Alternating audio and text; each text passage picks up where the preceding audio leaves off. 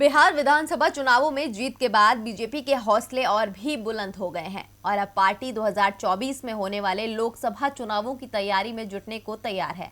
आम चुनावों को लेकर बीजेपी के राष्ट्रीय अध्यक्ष जेपी नड्डा ने बड़ा प्लान तैयार किया है। इस तैयारी को लेकर बीजेपी पर सवाल भी उठाए जा रहे हैं, क्योंकि 3.5 साल पहले नड्डा की लोकसभा चुनाव के लिए दौड़ लगाना कहीं ना कहीं बीजेपी की बौखलाहट को बयां करता है।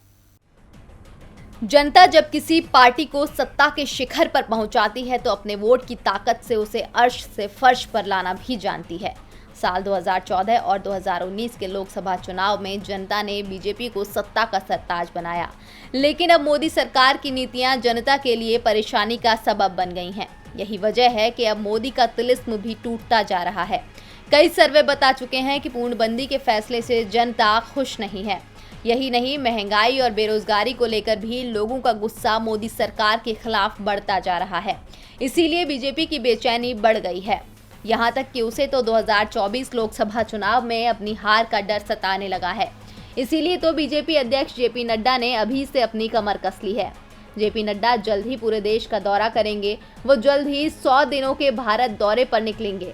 रिपोर्ट के मुताबिक नड्डा ने 2024 के आम चुनावों की रणनीति तय करने के लिए एक राज्य में अपने प्रवास के दिनों को विभाजित किया है। उनका उद्देश्य उन सीटों पर काम करना होगा जहां 2019 में पार्टी को हार का सामना करना पड़ा था। इन सीटों को 2024 में कैसे जीता जाए, इसकी रणनीति भी तैयार की जाएगी। नड्डा पार्टी के विभिन्न प्रभावशाली समूहों के साथ बातचीत करेंगे, जनप्रतिनिधियों से मिलेंगे, नए संभावित गठबंधन पर चर्चा करेंगे।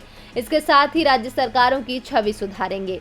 नड्डा के दौरे से साफ है कि वो जनता को साधने की कवायद करेंगे, साथ ही नए समीकरण भी बैठाएंगे, क्योंकि 2019 में जब से पीएम मोदी ने दोबारा सत्ता संभाली है तब से एनडीए बिखर रहा है।